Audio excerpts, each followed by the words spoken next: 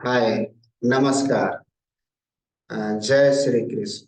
मैं राजीव कुमार आज फिर से गीता का पाठ कर रहा हूँ। आज फिर से गीता का पाठ का जो दूसरा अध्याय है उसका नाम है गीता का सार। कल जहाँ तक मैंने पढ़ी थी वहां से आगे आज मैं फिर से शुरुआत कर रहा हूँ। आइए हमारे साथ गीता का पाठ करते हैं और श्लोक के अर्थ को और उसके तात्पर्य को समझते हुए अपने जीवन में उसका लाभ उठाते हैं। जय श्री कृष्ण। आइए श्लोक पढ़ते हैं, पाठ करते हैं। यावानार्थ उत्पाने सर्वतः संप्लुतोदके तावानु सर्वेषु वेदेषु ब्राह्मणस्य विजानतः। आइए इस श्लोक का अर्थ जानते हैं। एक छोटे से कूप का सारा कार्य एक विशाल जलाशय से तुरंत पूरा हो जाता है। इसी प्रकार वेदों के आंतरिक तात्पर्य जानने वाले को उनके सारे प्रयोजन सिद्ध हो जाते हैं। आइए इसका तात्पर्य जानते हैं। वेदों के कर्मकांड विभाग में वर्णित अनुष्ठानों एवं यज्ञों का ध्येय आत्म साक्षात्कार के क्रमिक विकास को प्रोत्साहित करना है और आत्म साक्षात्कार का ध्येय भागवत गीता के 15वें अध्याय में इस प्रकार से स्पष्ट किया गया है। वेद का अध्ययन ध्येय जगत के आदि कारण भगवान कृष्ण को जानना है। अतः आत्म साक्षात्कार का अर्थ है कृष्ण को तथा उनके साथ अपने शाश्वत संबंध को समझना। कृष्ण के साथ जीवों के संबंध का, उनके साथ अपने शाश्वत संबंध को समझना, क्षमा कीजिएगा, कृष्ण के साथ जीवों के संबंध का उल्लेख भागवत गीता के 15वें अध्याय में ही हुआ है। जीवात्माएं भगवान के अंश स्वरूप हैं। अतः प्रत्येक जीव द्वारा कृष्ण भावना में को जागृत करना वैदिक ज्ञान की सर्वोच्च पूर्ण अवस्था है। श्रीमद् भागवत में इसकी पुष्टि इस प्रकार हुई है। आइए एक श्लोक है उसको उसका पाठ करते हैं। अहो बत स्वे पचोतो गरियान यजिहाग्रे वर्तते नाम तुभ्यम ते पुस्तपस्ते जुहुवः सशुस्त्रुया राया ब्राह्मणाचु नार्म गृहन्ति ये ते। आइए इसका अर्थ जानते हैं। हे प्रभु, आपके पवित्र नाम का जाप करने वाला भले ही चंडाल जैसे निम्न परिवार में क्यों न उत्पन्न हुआ हो, किंतु वह आत्म साक्षात्कार के सर्वोच्च पद पर स्थिर होता है। ऐसा व्यक्ति अवश्य ही वैदिक अनुष्ठानों के अनुसार सारी तपस्याएं संपन्न किए होता है और अनेकों नेक बार तीर्थ स्थानों में स्नान करके वेदों का अध्ययन किए होता है। ऐसा व्यक्ति आर्य कुल में सर्वश्रेष्ठ माना जाता है। अतः मनुष्य को इतना बुद्धिमान तो होना ही चाहिए कि केवल अनुष्ठानों के प्रति आसक्त न रहकर वेदों के उद्देश्य को समझे और अधिकाधिक इंद्रिय तृप्ति के लिए ही स्वर्ग लोक जाने की कामना ना करे। इस युग में सामान्य व्यक्ति के लिए ना तो वैदिक अनुष्ठानों के समस्त विधि विधानों का पालन करना असंभव है और न ही सारे वेदांत तथा उपनिषदों के सर्वांग अध्ययन कर पाना सहज है। वेदों के उद्देश्य को संपूर्ण करने के लिए प्रचुर समय, शक्ति, ज्ञान तथा साधना की आवश्यकता होती है। इस युग में ऐसा कर पाना संभव नहीं है, किंतु वैदिक संस्कृति का परम लक्ष्य भगवान नाम कीर्तन द्वारा प्राप्त हो जाता है, जिसकी संतुति पतित आत्माओं के उद्धारक भगवान चैतन्य द्वारा हुई है। जब चैतन्य से महान वैदिक पंडित प्रकाशानंद सरस्वती ने पूछा कि आप वेदांत दर्शन का अध्ययन न करके एक भावुक की भांति पवित्र नाम का कीर्तन क्यों करते हैं, तो उन्होंने उत्तर दिया कि मेरे गुरु ने क्षमा कीजिएगा, मुझे बड़ा मूर्ख समझकर भगवान कृष्ण के नाम का कीर्तन करने की आज्ञा दी। अतः उन्होंने ऐसा ही किया और वे पागल की भांति भावनोन्मत्त हो गए। इस कलयुग में अधिकांश जनता मूर्ख है और वेदांत दर्शन समझ पाने के लिए पर्याप्त शिक्षित नहीं है। वेदांत दर्शन के परम उद्देश्य की पूर्ति भगवान के पवित्र नाम का कीर्तन करने से ही हो जाती है। वेदांत वैदिक ज्ञान की प्रकाष्ठा है। वेदांत दर्शन के प्रणेता तथा ज्ञाता भगवान कृष्ण है। सबसे बड़ा वेदांती तो वह महात्मा है जो भगवान के पवित्र नाम का जाप करने में आनंद लेता है। संपूर्ण वैदिक रहस्यों का यही चरम उद्देश्य है। आइए एक श्लोक है, उसका पाठ करते हैं। कर्मण्येवाधिकारस्ते मा फलेषु कदाचन मा कर्म फले हेतु भुवार्य ते षण्डोस्त्वा कर्मणि। आइए इस श्लोक का अर्थ जानते हैं। तुम्हें अपना कर्म कर्तव्य करने का अधिकार है, किंतु कर्म के फलों के तुम अधिकारी नहीं हो। तुम ना तो कभी अपने आप को अपने कर्मों के फलों का कारण मानो, ना ही कर्म ना करने में कभी आसक्त हो। आइए इस श्लोक का तात्पर्य जानते हैं। यहाँ पर तीन विचारणीय बातें हैं: कर्म, स्वधर्म, विकर्म तथा अकर्म। कर्म स्वधर्म वे कार्य हैं जिनका आदेश प्रकृति के गुणों के रूप में प्राप्त किया जाता है। अधिकारी की सम्मति के बिना किए गए कार्य विकर्म कहलाते हैं। और अकर्म का अर्थ है अपने कर्मों को ना करना। भगवान ने अर्जुन को उपदेश दिया कि वह निष्क्रिय ना हो, अपितु फल के प्रति आसक्त हुए बिना अपना कर्म करे। कर्म के क्षमा कीजिएगा, कर्म फल के प्रति आसक्त रहने वाला भी कर्म का कारण है। इस तरह वह ऐसे कर्म फलों का भोक्ता होता है। जहां तक निर्धारित कर्मों का संबंध है, वे तीन उप श्रेणियों के हो सकते हैं: यथा नित्य कर्म, आपातकालीन कर्म तथा इच्छित कर्म। नित्य कर्म फल की इच्छा बिना शास्त्रों के निर्देशानुसार सतोगुण में रहकर किए जाते हैं। फल युक्त कर्म बंधन के कारण बनते हैं, अतः ऐसे कर्म अशुभ हैं। हर व्यक्ति को अपने कर्म पर अधिकार है, किंतु उसे फल से अनासक्त होकर कर्म करना चाहिए। ऐसे निष्काम कर्म निसंदेह मुक्ति पथ की ओर ले जाने वाले हैं। अतएव भगवान ने अर्जुन को फलासक्त रहित होकर कर्म स्वधर्म के रूप में युद्ध करने की आज्ञा दी। उसका युद्ध विमुख होना आसक्ति का दूसरा पहलू है।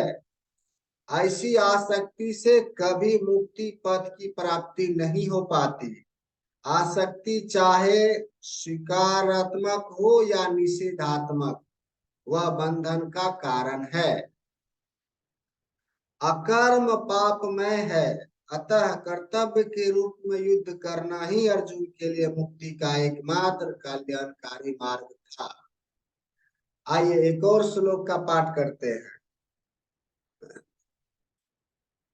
क्षमा कीजिएगा। योगस्थ कुरु कर्माणि षण्डत व्यक्ता धनंजय सिद्ध्या सिद्धियो समो भूत्वा समत्वा योग उच्चेत। आइए इस श्लोक का अर्थ जानते हैं। कहते हैं, हे अर्जुन, जय अथवा पराजय की समस्त आसक्ति त्याग कर समभाव से अपना कर्म करो, ऐसी समता योग कहलाती है। श्री कृष्ण अर्जुन से कहते हैं, आइए इसका तात्पर्य जानते हैं इस श्लोक का। श्री कृष्ण अर्जुन से कहते हैं कि वह योग में स्थित होकर कर्म करे। और योग है क्या? योग का अर्थ है सदैव चंचल रहने वाले इंद्रियों को वश में रखते हुए परम तत्व में मन को एकाग्र करना। और परम तत्व कौन है? भगवान की परम तत्व है। और चूंकि, क्षमा कीजिएगा, भगवान ही परम तत्व हैं और चूंकि वे स्वयं अर्जुन को युद्ध करने के लिए कह रहे हैं, अतः अर्जुन को युद्ध के फल से कोई सरोकार नहीं है। जय या पराजय कृष्ण के लिए विचारणीय है। अर्जुन को तो बस श्री कृष्ण के निर्देशानुसार कर्म करना है। कृष्ण के निर्देश का पालन ही वास्तविक योग है और इसका अभ्यास कृष्ण भावनामृत नामक विधि द्वारा किया जाता है। एकमात्र कृष्ण भावनामृत के माध्यम से ही स्वामित्व का भाव का परित्याग किया जा सकता है। इसके लिए उसे कृष्ण का दास या उनके दासों का दास बनना होता है। कृष्ण भावनामृत में कर्म करने की यही एक विधि है जिससे योग में स्थित होकर कर्म किया जा सकता है। अर्जुन क्षत्रिय है, अतः वह वर्णाश्रम धर्म का अनुयायी है। विष्णु पुराण में कहा गया है कि वर्णाश्रम धर्म का एकमात्र उद्देश्य विष्णु को प्रसन्न करना है। सांसारिक नियम है कि लोग पहले अपनी तुष्टि करते हैं, किंतु यहाँ तो अपने को तुष्ट ना करके कृष्ण को तुष्ट करना है। अतः कृष्ण को तुष्ट किए बिना कोई वर्णाश्रम धर्म का पालन कर भी नहीं सकता है। यहाँ पर परोक्ष रूप से अर्जुन को कृष्ण द्वारा बताई गई विधि के अनुसार कर्म करने का आदेश है। आइए एक और श्लोक का पाठ करते हैं। तुरैन हावरम कर्म बुद्धि योग धनंजय बुद्धे शरणम निवच्छ कृपान फल हेतवा। आइए इस श्लोक का अर्थ जानते हैं। हे धनंजय, भक्ति के द्वारा समस्त ग्रहित कर्मों से दूर रहो और उसी भाव से भगवान की शरण में, क्षमा कीजिएगा, भगवान की शरण ग्रहण करो। जो व्यक्ति अपने सकाम कर्म फलों को भोगना चाहते हैं वे कृपण हैं। आइए इस श्लोक का तात्पर्य जानते हैं। जो व्यक्ति भगवान के दास रूप में अपने स्वरूप को समझ लेता है वह कृष्ण भावनामृत में स्थित रहने के अतिरिक्त सारे कर्मों को छोड़ देता है। जीव के लिए ऐसी भक्ति कर्म का सही मार्ग है। केवल कृपण ही अपने सकाम कर्मों का फल भोगना चाहते हैं, किंतु इससे वे भाव बंधन में और अधिक फंसते जाते हैं। कृष्ण भावनामृत के अतिरिक्त जितने भी कर्म संपन्न किए जाते हैं वे गरहित हैं, गहिर्त हैं, क्षमा कीजिएगा, गहिर्त हैं, क्योंकि इससे कर्ता जन्म मृत्यु के चक्र में लगातार फंसता रहता है। अतः कभी इसकी आकांक्षा नहीं करनी चाहिए कि मैं कर्म का कारण बनूं। कृष्ण भावनामृत में हर कार्य कृष्ण की तुष्टि के लिए किया जाना चाहिए। कृपाणों को यह ज्ञात नहीं है कि देववश या कठोर श्रम से अर्जित संपत्ति का किस तरह से सदुपयोग करें। मनुष्य को अपनी सारी कृष्ण भावनामृत अर्जित करने में लगानी चाहिए। क्षमा कीजिएगा, मनुष्य को अपनी सारी शक्ति कृष्ण भावनामृत में अर्जित करने में लगानी चाहिए। इससे उसका जीवन सफल हो सकेगा। कृपाणों की भांति अभागे व्यक्ति अपनी मानवीय शक्ति को भगवान की सेवा में नहीं लगाते। आइए एक और श्लोक है, उसका पाठ करते हैं। बुद्धि युक्तो जाति उभे सुकृत दुष्कृते तस्माद्धो गया युज्या स्वयोग कर्मसु कौशलम। आइए इस श्लोक का अर्थ जानते हैं। भक्ति में संलग्न मनुष्य इस जीवन में ही अच्छे तथा बुरे कार्यों से अपने को मुक्त कर लेता है। अतः योग के लिए प्रयत्न करो, क्योंकि सारा कार्य कौशल यही है। आइए इस श्लोक का अर्थ जानते हैं। जीवात्मा अनादि काल से अपने अच्छे तथा बुरे कर्मों के फलों को संचित करता रहा है। फलतः वह निरंतर अपने स्वरूप से अनभिज्ञ बना रहा है। इस अज्ञान को भागवत गीता के उपदेश से दूर किया जा सकता है। यह हमें पूर्ण रूप में भगवान श्री कृष्ण की शरण में जाने तथा जन्म जन्मांतर कर्म फल की श्रृंखला का शिकार बनने से मुक्त होने का उपदेश देती है। अतः अर्जुन को कृष्ण भावनामृत में कार्य करने के लिए कहा गया है, क्योंकि कर्म फल के शुद्ध होने की यही प्रक्रिया है। आइए एक और श्लोक का पाठ करते हैं। कर्मजं बुद्धि युक्ता ही फलम त्यागत्वा मनीषिणः जन्म बंधन विनिमूर्ता पदम गच्छन्त्यनामयम्। आइए इस श्लोक का अर्थ जानते हैं। इस तरह भागवदिक में लगे रहकर बड़े बड़े ऋषि मुनि अथवा भक्तगण अपने आप को इस भौतिक संसार में कर्म के फलों से मुक्त कर लेते हैं। इस प्रकार वे जन्म मृत्यु के चक्र से छूट जाते हैं और भगवान के पास जाकर उस अवस्था को प्राप्त करते हैं जो समस्त दुखों से परे है। आइए इस श्लोक का तात्पर्य जानते हैं। मुक्त जीवों का संबंध उस स्थान से होता है जहां भौतिक कष्ट नहीं होते हैं, भागवत में कहा गया है। आइए एक और श्लोक है। समार्षिता ये पद पल्लवम पल्लव भक्त पदम पुण्य से मुरारे भावा मधुर्धवात्स पदम परम पदम पदम पदम यद विपदम नातेसम। आइए इसका इस श्लोक का अर्थ जानते हैं।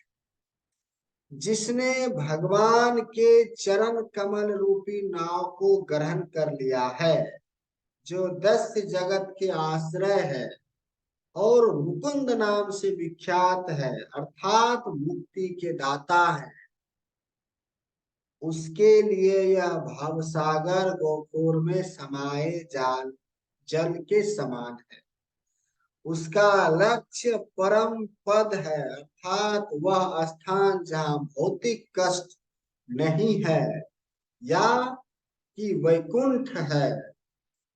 वह स्थान नहीं जहाँ पद पद पर संकट हो। आइए इस श्लोक का अर्थ जानते हैं। अज्ञानवश मनुष्य यह नहीं समझ पाता है कि भौतिक जगत ऐसा दुखमय स्थान है जहाँ पद पद पर संकट है। केवल अज्ञानवश अल्प ज्ञानी पुरुष यह सोचकर कि कर्मों से वह सुखी रह सकेंगे, सकाम करते हुए स्थिति को सहन करते हैं। उन्हें उन्हें यह ज्ञात नहीं कि संसार में कहीं भी कोई भी शरीर दुखों से रहित नहीं है। संसार में सर्वत्र जीवन के दुख, जन्म, मृत्यु, जरा तथा व्याधि विद्यमान है, किंतु जो अपने वास्तविक स्वरूप को समझ लेता है और इस प्रकार भगवान की स्थिति को समझ लेता है, वही भगवान की प्रेम भक्ति में लगता है। फलस्वरूप वे वैकुंठ लोक जाने का अधिकारी बन जाता है, जहां ना तो भौतिक कष्ट में जीवन है, ना ही काल का प्रभाव तथा मृत्यु है। अपने स्वरूप को जानने का अर्थ है भगवान की अलौकिक शक्ति को भी जान लेना।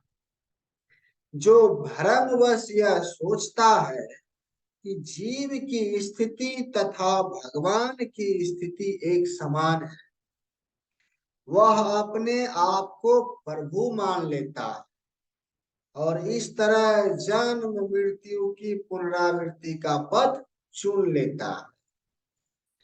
किंतु जो यह समझते हुए कि उसकी स्थिति सेवक की है, अपने आप को भगवान की सेवा में लगा देता, वह तुरंत ही वैकुंठ लोक जाने का अधिकारी बन जाता है।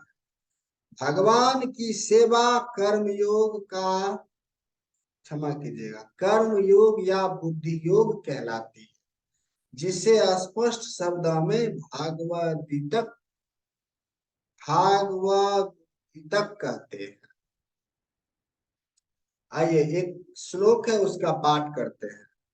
यदा ते मोहक लीलम बुद्धि व्यर्ति तरियस्ति तदा गंति स निर्वर्ते श्रोतव्यस्य श्रुतस्य च। आइए इस श्लोक का अर्थ जानते हैं। जब तुम्हारी बुद्धि मोह रूपी सघन वन को पार कर जाएगी, तो तुम सुने हुए तथा सुनने योग्य सबके प्रति अन्य मानसक हो जाओगे। आइए इसका तात्पर्य जानते हैं। भागवतोत्तकों के जीवन में ऐसे अनेक उदाहरण प्राप्त हैं, जिन्हें भागवत के कारण वैदिक कर्मकांड से विरक्त हो गए। जब मनुष्य कृष्ण को तथा उनके साथ अपने संबंध को वास्तविक रूप में समझ लेता है, तो वह सकाम कर्मों के अनुष्ठानों के प्रति पूर्णतया अन्य मानसक हो जाता है, भले ही वह अनुभवी ब्राह्मण क्यों न हो। भक्त परंपरा के महान भक्त तथा आचार्य श्री माधवेंद्र पुरी का कहना है। आइए एक श्लोक है, उन्होंने इस श्लोक के माध्यम से कहे हैं। संध्या वंदन भद्रमस्तु भवतो भोः स्नान तुभ्यं नमो हो देवा पितरस्य च तर्पण विधो नाम क्षमः क्षम्यताम्। यत्र कापि निषद्ध यादव कुलोत्तमस्य कंस द्विषः अस्मारमंगम हारमी तदलम मन्ये किम नियने। आइए इस श्लोक का अर्थ जानते हैं। हे मेरी त्रिकाल प्रार्थनाओं, तुम्हारी जय हो। हे स्नान, तुम्हें प्रणाम है। हे देव पितृगण, अब मैं आप लोगों के लिए तर्पण करने में असमर्थ हूं। अब तो जहां भी बैठता हूँ यादव कुलवंशी कंस के हंता श्री कृष्ण का ही स्मरण करता हूँ, और इस तरह मैं अपने पापमय बंधन से मुक्त हो सकता हूँ। मैं सोचता हूँ कि यही मेरे लिए पर्याप्त है। आइए इस श्लोक का तात्पर्य जानते हैं। वैदिक रस्में तथा अनुष्ठान यथा त्रिकाल संध्या, प्रातः कालीन स्नान, पितृ तर्पण आदि नव दीक्षितों के लिए अनिवार्य है। किंतु जब कोई पूर्णतया कृष्ण भावना भवित हो और कृष्ण की दिव्य प्रेम शक्ति में लगा हो, तो वह इन विधि विधानों के प्रति उदासीन हो जाता है, क्योंकि उससे पहले ही सिद्धि प्राप्त हो चुकी होती है। यदि कोई परमेश्वर कृष्ण की सेवा करके ज्ञान को प्राप्त होता है, तो उसे शास्त्रों में वर्णित विभिन्न प्रकार की तपस्याएं तथा यज्ञ करने की आवश्यकता नहीं रह जाती। इसी प्रकार जो यह नहीं समझता है कि वेदों का उद्देश्य कृष्ण तक पहुंचना है और अपने आप को अनुष्ठान आदि में व्यस्त रखता है, वह केवल अपना समय नष्ट करता है। कृष्ण भावना भवित व्यक्ति शब्द ब्रह्मा की सीमा या वेदों तथा उपनिषदों के परिधि को भी लांघ जाते हैं। आइए एक और श्लोक है, उसका पाठ करते हैं। श्रुति विप्रीति पन्ना ते यदा स्थायसित निश्चला, समाधा वाचला बुद्धि स्तदा योग माप्यास्यसि। आइए इस श्लोक का अर्थ जानते हैं। जब तुम्हारा मन वेदों की अलंकारमयी भाषा से विचलित ना हो और वह आत्म साक्षात्कार की समाधि में स्थिर हो जाए, तब तुम्हें दिव्य चेतना प्राप्त होगी। क्षमा कीजिएगा, दिव्य चेतना प्राप्त हो जाए। आइए इस श्लोक का तात्पर्य जानते हैं। कोई कोई समाधि में है, इस कथन का अर्थ यह होता है कि वह पूर्णतया कृष्ण भावना भवित है, अर्थात उसने पूर्ण समाधि में ब्रह्म परमात्मा तथा भगवान को प्राप्त कर लिया है। आत्म साक्षात्कार की सर्वोच्च सिद्धि यह जान लेना है कि मनुष्य कृष्ण का शाश्वत दास है और उसका एकमात्र कर्तव्य कृष्ण भावनामृत में अपने सारे कर्म करना है। कृष्ण भावना भवित व्यक्ति या भगवान के एक निष्ठ भक्त को ना तो वेदों की अलंकारमयी वाणी से विचलित होना चाहिए, ना ही स्वर्ग जाने के उद्देश्य से सकाम कर्मों में प्रवृत्त होना चाहिए। कृष्ण भावनामृत में मनुष्य कृष्ण के सानिध्य में रहता है और कृष्ण से प्राप्त सारे आदेशों उस दिव्य अवस्था में समझे जा सकते हैं। ऐसे कार्यों के परिणाम स्वरूप निश्चयात्मक ज्ञान की प्राप्ति निश्चित है। उसे कृष्ण या उनके प्रतिनिधि गुरु की आज्ञाओं का पालन करना मात्र, क्षमा कीजिएगा, आज्ञाओं का पालन मात्र करना होगा। आइए अब अर्जुन कुछ कहते हैं भगवान से। आइए श्लोक का पाठ करते हैं। स्थिति प्रज्ञस्य का भाषा समाधि स्थस्य केशव, स्थिति धी की प्रभासेत किमासीत व्रजेत किम। आइए इस श्लोक का अर्थ जानते हैं। अर्जुन ने कहा, हे कृष्ण, अब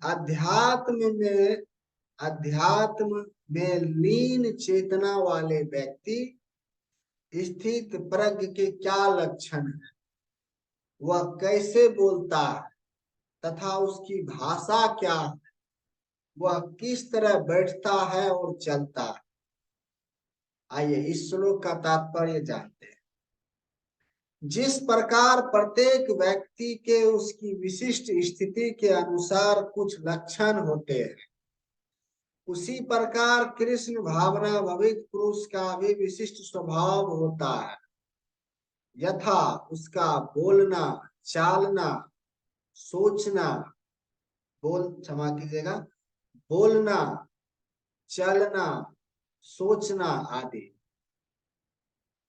जिस प्रकार धनी पुरुष के कुछ लक्षण होते हैं जिनसे वह धनवान जाना जाता है, जिस तरह रोगी अपने रोग के लक्षणों से रुग्ण जाना जाता है, या कि विद्वान अपने गुणों से विद्वान जाना जाता है, उसी तरह कृष्ण की दिव्य चेतना से युक्त व्यक्ति अपने विशिष्ट लक्षणों से जाना जाता है।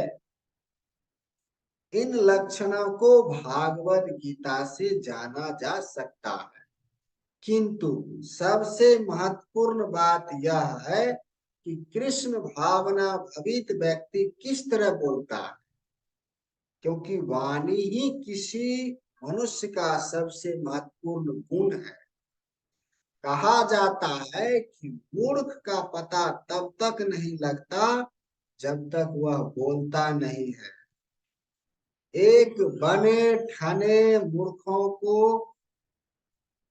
तब तक नहीं पहचाना जा सकता जब तक वह बोले नहीं, किंतु बोलते ही उसका यथार्थ रूप प्रकट हो जाता है।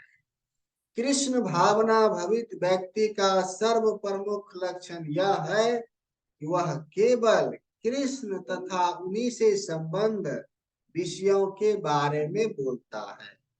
फिर तो अन्य लक्षण स्वतः प्रकट हो जाते हैं जिनका उल्लेख आगे किया गया है।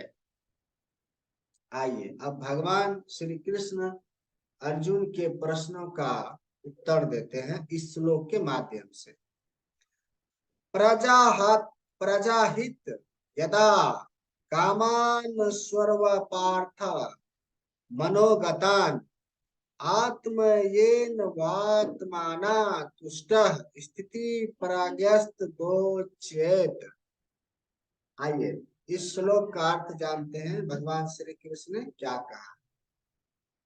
श्री भगवान ने कहा, हे पार्थ, जब मनुष्य मनोधर्म से उत्पन्न होने वाले इंद्रिय तृप्त की समस्त कामनाओं को परित्याग कर देता है और जब इस तरह से विशुद्ध हुआ उसका मन आत्मा में संतोष प्राप्त करता है, तो वह विशुद्ध दिव्य चेतना को प्राप्त करता है। क्षमा कीजिएगा, विशुद्ध दिव्य चेतना को प्राप्त कहा जाता है, जिसे स्थिति प्रज्ञ कहते हैं। आइए इस श्लोक का तात्पर्य जानते हैं।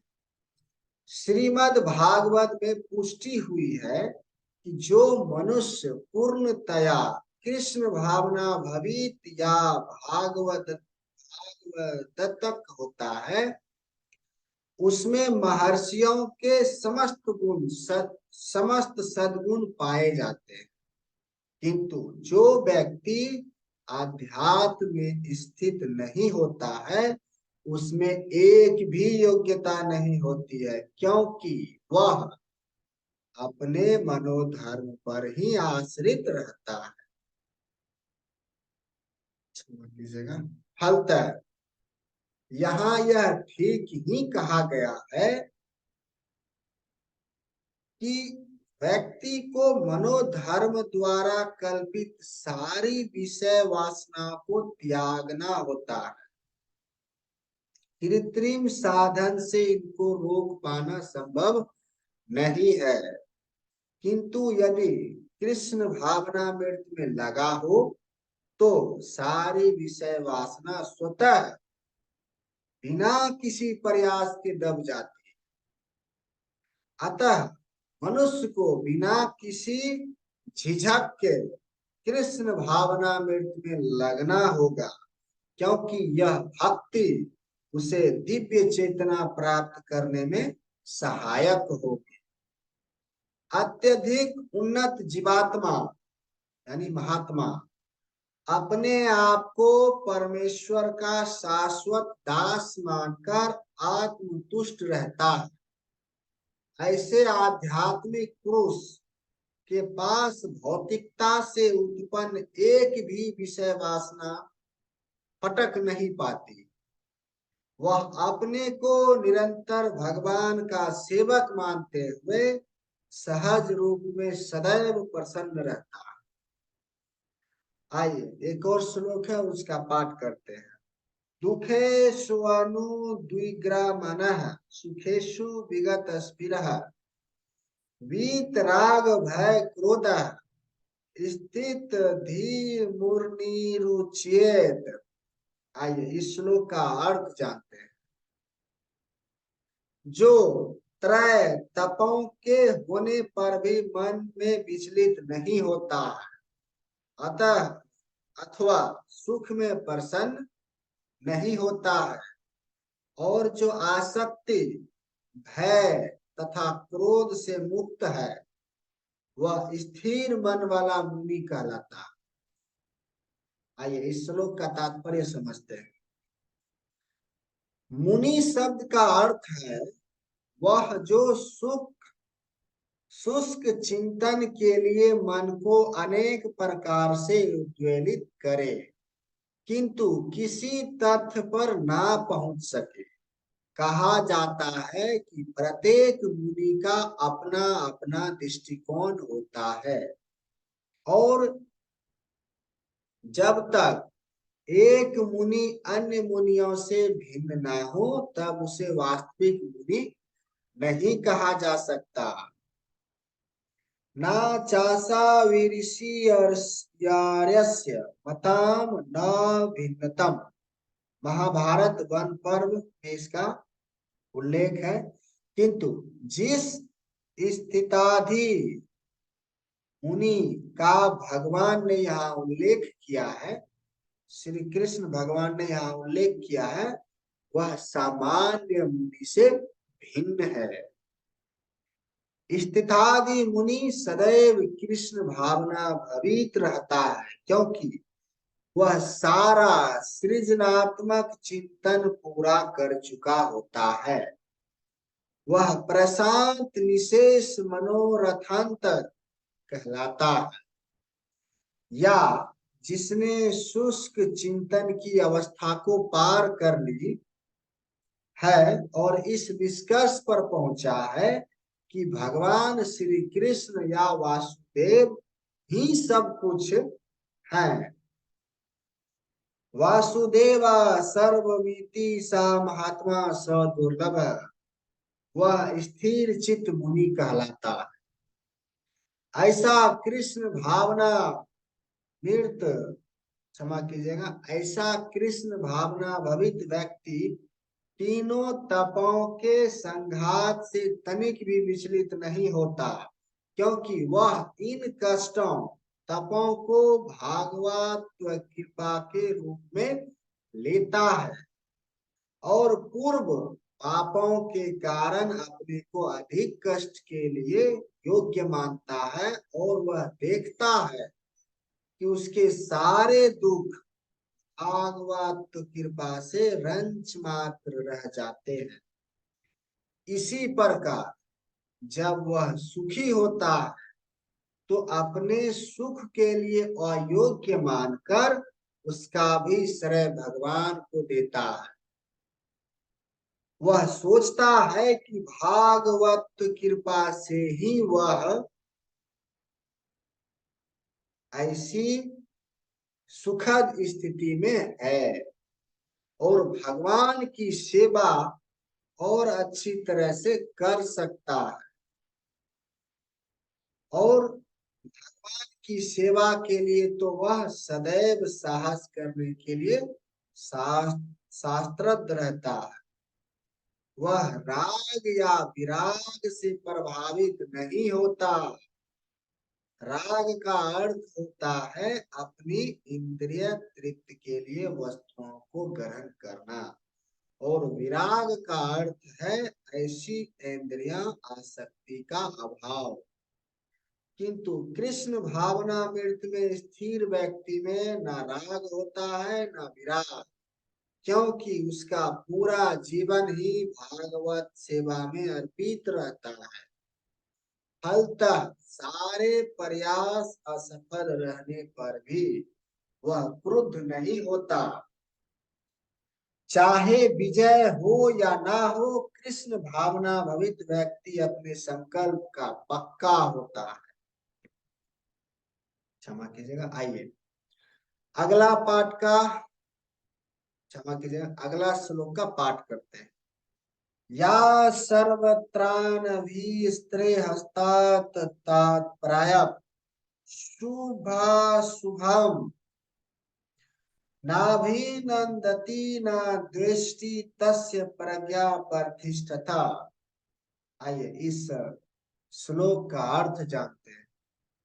इस भौतिक जगत में भी जो व्यक्ति ना तो शुभ की प्राप्ति से हर्षित होता है और ना ही अशुभ की प्राप्ति होने पर उससे घृणा करता है, वह पूर्ण ज्ञान में स्थिर होता है।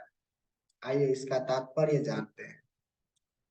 भौतिक जगत में सदा ही कुछ न कुछ उथल पुथल होती रहती है।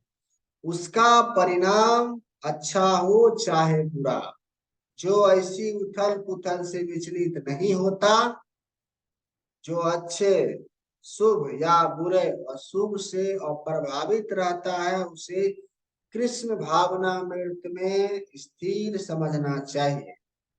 जब तक मनुष्य इस भौतिक संसार में है तब तक अच्छाई या बुराई की संभावना रहती है, क्योंकि संसार द्वंद्वों से पूर्ण है।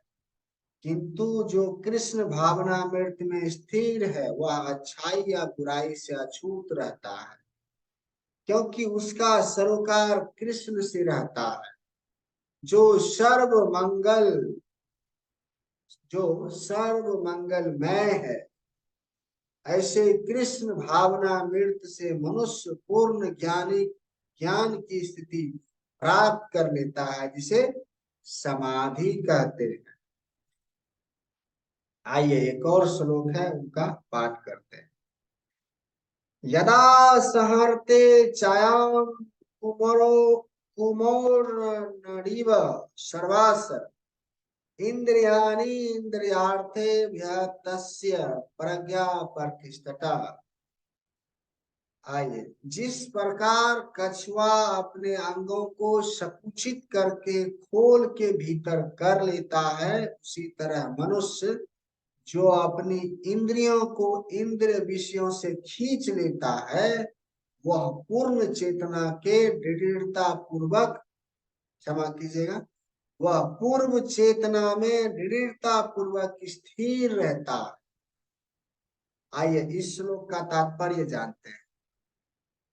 किसी योगी, भक्त या आत्मसिद्ध व्यक्ति की कसौटी यह है कि वह अपनी योजना के अनुसार इंद्रियों को वश में कर सके। किंतु अधिकांश व्यक्ति अपनी इंद्रियों के दास बने रहते हैं और इंद्रियों के ही कहने पर चलते हैं। यह है उत्तर इस प्रश्न का कि योगी किस प्रकार स्थित होता है। इंद्रियों की तुलना विषैले सर्पों से की गई है। वे अत्यंत स्वतंत्रता पूर्वक तथा बिना किसी नियंत्रण के कर्म करना चाहती है। योगी या भक्त को इन सर्पों को वश में करने के लिए एक सपेरे की भांति अत्यंत प्रबल होना चाहिए। वह उन्हें कभी भी कार्य करने की छूट नहीं देता। शास्त्रों में अनेक आदेश है उनमें से कुछ करो तो कुछ ना करो से संबंध है। जब तक कोई इन करो या ना करो का पालन नहीं कर पाता और इंद्रिय भोग पर संयम नहीं बरतता है, तब तक उसका कृष्ण भावनामृत में स्थिर हो पाना असंभव है। यहाँ पर सर्वश्रेष्ठ उदाहरण कछुए का है। वह किसी भी समय अपने अंग समेट सकता है और पुनः विशिष्ट उद्देश्यों से उन्हें प्रकट कर सकता है। इसी प्रकार कृष्ण भावनामृत व्यक्तियों की इंद्रियां भी केवल भगवान की विशिष्ट सेवाओं के लिए काम आती है, अन्यथा उनका संकोच कर लिया जाता है। अर्जुन को उपदेश दिया जा रहा है कि वह अपनी इंद्रियों को आत्मतुष्टि में ना करके भगवान की सेवा में लगाए। अपनी इंद्रियों को सदैव भगवान की सेवा में लगाए रखना कर्म कुमार द्वारा प्रस्तुत दृष्टांत के अनुरूप है, जो अपनी इंद्रियों को समेटे रखता है।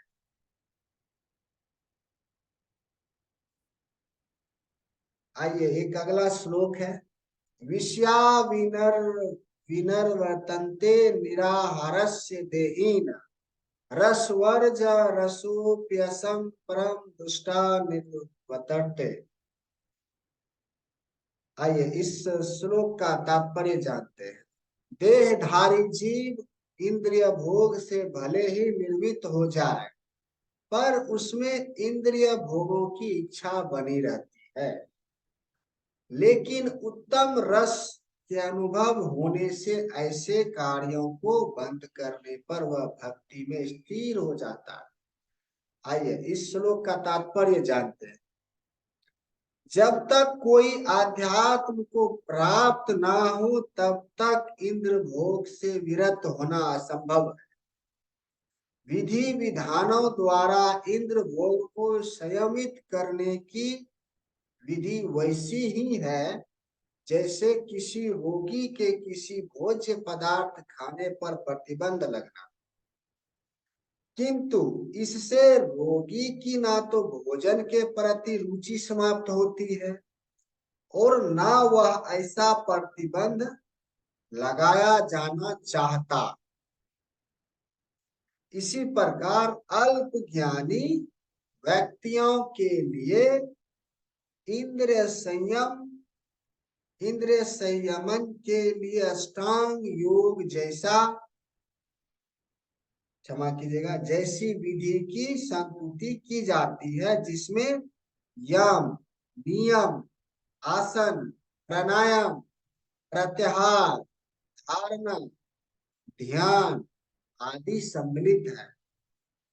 किंतु जिसने कृष्ण भावनामृत के पथ पर प्रगति के क्रम में परमेश्वर कृष्ण के सौंदर्य का रसास्वादन कर लिया है, उसे जड़ भौतिक वस्तुओं में कोई रुचि नहीं रह जाती। अतः आध्यात्मिक जीवन में ये सारे प्रतिबंध अल्प ज्ञानी नव दीक्षितों के लिए है। ऐसे प्रतिबंध तभी तक ठीक है जब तक कृष्ण भावनामृत में रुचि जागृत नहीं हो जाती, और जब वास्तव में रुचि जाग जाती है तो मनुष्य में स्वतः ऐसी वस्तुओं के प्रति और रुचि उत्पन्न हो जाती है।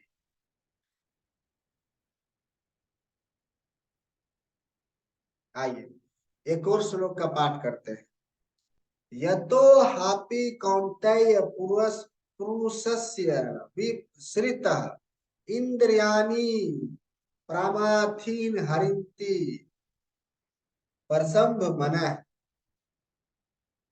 आइए इस श्लोक का पाठ करते हैं। इस श्लोक का अर्थ जानते हैं। कहते हैं, हे अर्जुन, श्री कृष्ण कहते हैं अर्जुन से, हे अर्जुन, इंद्रियां इतनी प्रबल तथा वेगवान हैं कि उस विवेकी पुरुष के मन को भी बलपूर्वक हर लेती है, जो उन्हें वश में करने का प्रयत्न करता है। आइए इस श्लोक का तात्पर्य जानते हैं। अनेक विद्वान ऋषि दार्शनिक तथा अध्यात्मवादी इंद्रियों को वश में करने का प्रयत्न करते हैं, किंतु इनमें से बड़े से बड़ा भी कभी कभी विचलित मन के कारण इंद्र भोग का लक्ष्य बन जाता है। यहाँ तक कि विश्वामित्र जैसे महर्षि तथा पूर्ण योगी को भी मेनका के साथ विषय भोग में प्रवृत्त होना पड़ा। यद्यपि वे इंद्रिय निग्रह के लिए कठिन तपस्या तथा योग कर रहे थे। विश्व इतिहास में इसी तरह के अनेक दृष्टांत हैं। अतः पूर्णतया कृष्ण भावना भवित हुए बिना मन तथा इंद्रियों को बस में कर सकना अत्यंत कठिन है। मन को कृष्ण में लगाए बिना मनुष्य ऐसे भौतिक कार्यों को बंद नहीं कर सकता, परंतु साधु तथा भक्त यमुनाचार्य ने एक व्यवहारिक उदाहरण प्रस्तुत किया है। वे कहते हैं, एक श्लोक है, यादवधीमं चेत कृष्ण पादार विंदे नव नवर रसधाम न्यूदतम रंतुमासीतः तदवधिवत नारी संगमे स्मर्यमाने अवीत मुख विकार सुष्टु निष्ठवानम च। आइए इस श्लोक का अर्थ जानते हैं। जब से मेरा मन भगवान कृष्ण के चरण बिंदों की सेवा में लग गया है और जब से मैं नित्य नव दिव्य रस का क्षमा कीजिएगा, अनुभव करता रहा हूँ, तब से स्त्री प्रसंग का विचार आते ही मेरा मन उधर से फिर जाता है और मैं ऐसे विचार पर थू थू करता। कृष्ण भावनामृत इतनी दिव्य सुंदर वस्तु है कि इसके प्रभाव से भौतिक भोग स्वतः निरस हो जाता है। वह वैसा ही है जैसा कोई भूखा मनुष्य प्रचुर मात्रा में पुष्टिदायक भोजन करके अपनी भूख मिटा ले। महाराज अम्बरीश भी परम योगी दुर्वासा मुनि पर इसलिए विजय पा सके क्योंकि उसका मन निरंतर कृष्ण भावनामृत में लगा रहता था। सौवे मन कृष्ण पादरा विंदयो वचासी वैकुंठ गुणानुवर्णने।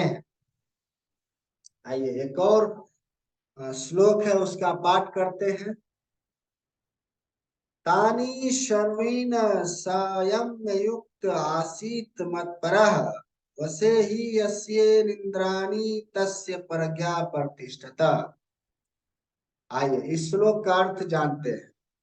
इस श्लोक में बताया गया है कि योग सिद्धि, क्षमा कीजिएगा, जो इंद्रियों को पूर्णतया वश में रखते हैं, इंद्रिय संयमन करता है और अपनी चेतना को मुझ में स्थिर कर देता है, वह मनुष्य स्थिर बुद्धि कहलाता है। ये भगवान श्री कृष्ण ने अर्जुन से कहा। आइए इसका तात्पर्य जानते हैं।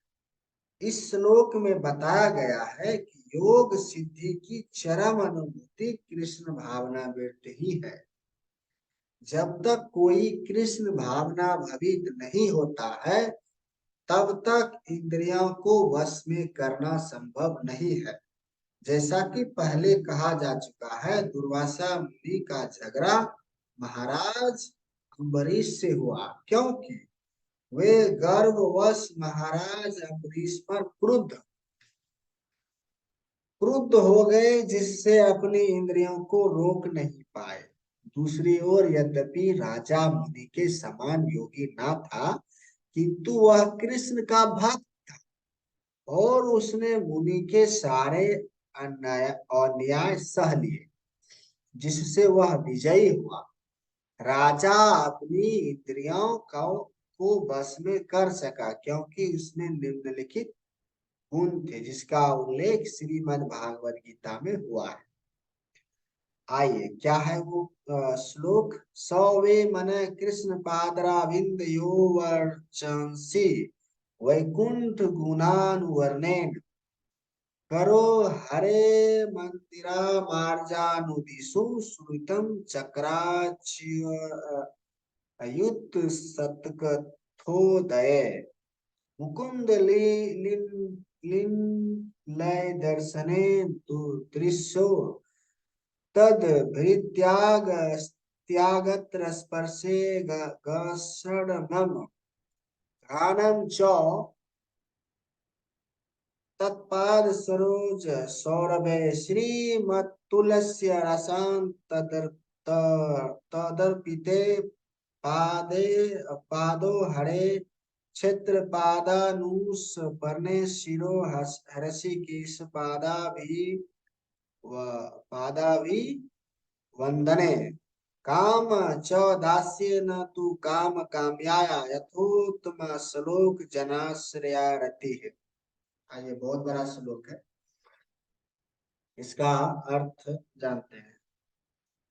राजा अम्बरीश ने अपना मन भगवान श्री कृष्ण के चरण बिंदों पर स्थिर कर दिया, अपनी वाणी भगवान के धाम की चर्चा करने में लगा दी, अपने कानों को भगवान की लीलाओं की सुनने में, अपने हाथों को भगवान का मंदिर साफ करने में, अपनी आंखों को भगवान का स्वरूप देखने में, अपने शरीर को भक्त के शरीर का स्पर्श करने में, अपनी नाक को भगवान के चरण बिंदु पर भेंट किए गए फूलों की गंध सूंघने में, अपनी जिह्वा को उन्हें अर्पित तुलसी दलों का आस्वाद करने में, अपने पांव को जहां जहां भगवान के मंदिर है उन स्थानों की यात्रा करने में, अपने सिर को भगवान को नमस्कार करने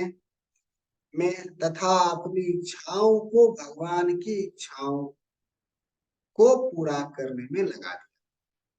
इन गुणों के कारण वे भगवान के मत पर भक्त बनने योग्य हो गए। इस प्रसंग में मत पर शब्द अत्यंत सार्थक है। कोई मत पर किस तरह हो सकता है, इसका वर्णन महाराज अम्बरीश के जीवन में बताया गया है। मत्पर परंपरा के महान विद्वान तथा आचार्य श्री बल्लभदेव बालदेव विद्याभूषण का कहना है, मोदतिक प्रभावेन सर्वे निंद्रिया बीजा पूर्विका स्वात्म दृष्टि सुलभेत भव। इंद्रियों को केवल कृष्ण की भक्ति के बल में बस किया जा सकता है। कभी कभी अग्नि का भी उदाहरण दिया जाता है। जिस प्रकार जलती हुई अग्नि कमरे के भीतर की सारी वस्तु जला देती है, उसी प्रकार योगी के हृदय में स्थित भगवान विष्णु सारे मलों को जला देते हैं। योग सूत्र भी विष्णु का ध्यान आवश्यक बताता है, शून्य का नहीं। तथाकथित योगी जो विष्णु पद को छोड़कर अन्य किसी वस्तु का ध्यान करते हैं, क्षमा कीजिएगा, ध्यान धरते हैं, वे केवल मृग मरीचिकाओं की खोज में वृथा ही अपना समय गंवाते हैं। हमें कृष्ण भावना भवित होना चाहिए, भगवान के प्रति अनुरक्त होना चाहिए। असली योग का यही उद्देश्य है। आइए एक और श्लोक है, उसका पाठ करते हैं। ध्यायतो विषयानुकुशम षण्डस्ते सुपाज्यायेत यते षड तस्य जयते कामा कामा कामा क्रोधो विजायेत। आइए इस श्लोक का अर्थ जानते हैं। इंद्रिय विषयों का चिंतन करते हुए मनुष्य की उनमें आसक्ति उत्पन्न हो जाती है और ऐसी आसक्ति से काम उत्पन्न होता है, फिर काम से क्रोध प्रकट होता है। आइए इस श्लोक का अर्थ जानते हैं। जो मनुष्य कृष्ण भावना भवित नहीं है उसे इंद्रिय विषयों के चिंतन से भौतिक इच्छाएं उत्पन्न होती है। इंद्रियों को किसी न किसी कार्य में लगे रहना चाहिए और यदि वे भगवान की दिव्य प्रेमा भक्ति में नहीं लगी रहेंगी तो वो निश्चय ही भौतिकतावादी में लगना चाहेंगे। इस भौतिक जगत में हर एक प्राणी इंद्रिय विषयों के अधीन है, यहाँ तक कि ब्रह्मा तथा शिव जी भी। तो स्वर्ग के अन्य देवताओं के विषय में क्या कहा जा सकता है? इस संसार के जंजाल से निकलने का एकमात्र उपाय है कृष्ण भावना भवित होना। शिव ध्यान मग्न थे, किंतु जब पार्वती ने विषय भोग के लिए उन्हें उत्तेजित किया तो वे सहमत हो गए, जिसके फलस्वरूप कार्तिकेय का जन्म हुआ।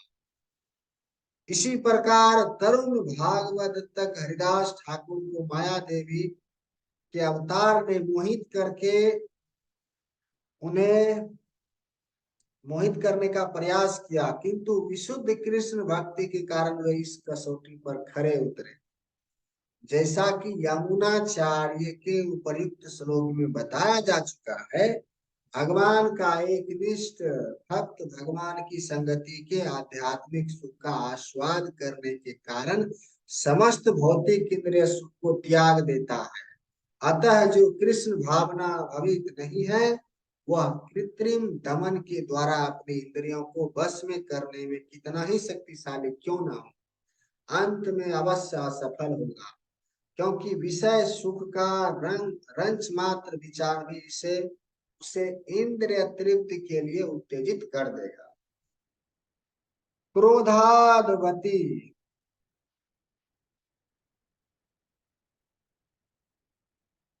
क्रोधादुवती समोह समोहात स्मृति विभ्रम स्मृति भारांश सदैव बुद्धिनाशो बुद्धिनाश तापरन्यस्यति। आइए इस श्लोक का अर्थ जानते हैं। क्रोध से पूर्ण मोह उत्पन्न होता है और मोह से स्मरण शक्ति का विभर्म हो जाता है। जब स्मरण शक्ति विभर्म हो जाती है तो बुद्धि नष्ट हो जाती है और बुद्धि नष्ट होने पर मनुष्य भव कूप में पुनः गिर जाता है। आइए इसका तात्पर्य जानते हैं। श्रील रूप गोस्वामी ने अपने आदेश ने हमें यह आदेश दिया है, प्रपाचित चिकतया भूतया हरि संबंधी वस्तुना मुमुक्षिभि परित्यागो वैराग्यम फल्गु कथयेत।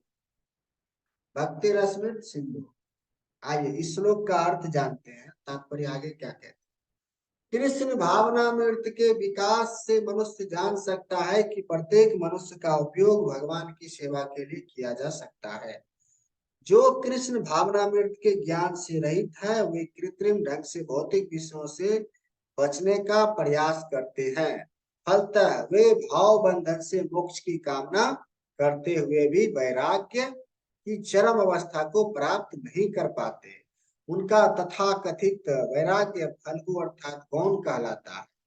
इसके विपरीत कृष्ण भावना भवित व्यक्ति जानता है कि प्रत्येक वस्तु का उपयोग भगवान की सेवा में किस प्रकार किया जाए, फलतः वह भौतिक चेतना का शिकार नहीं होता। उदाहरणार्थ, निर्विशेषवादी के अनुसार भगवान निराकार होने के कारण भोजन नहीं कर सकते, अतः वह अच्छी खाद्यों से बचा रहता है। किंतु भक्त जानता है कृष्ण परम भोक्ता है और भक्ति पूर्वक उन पर जो भी भेंट चढ़ाई जाती है उसे भी खाते हैं।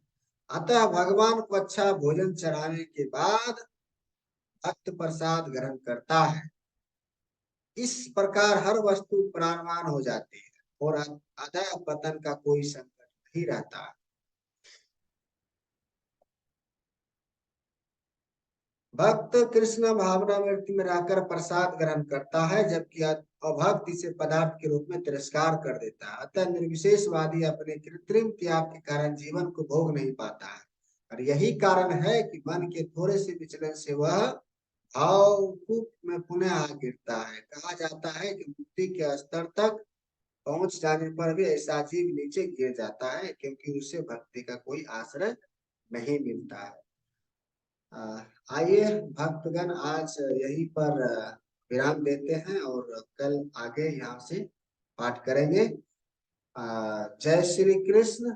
और एक प्रार्थना करते हैं प्रभु श्री कृष्ण से कि हमें पढ़ने में, समझने में, सुनने में जो भी त्रुटि हो गई हो, उस त्रुटि के लिए हमें क्षमा कर दें और हमें आशीर्वाद दें कि त्रुटि रहित गीता का पाठ करें, पढ़ें, सुने, समझें और जीवन में इसका लाभ उठाएं।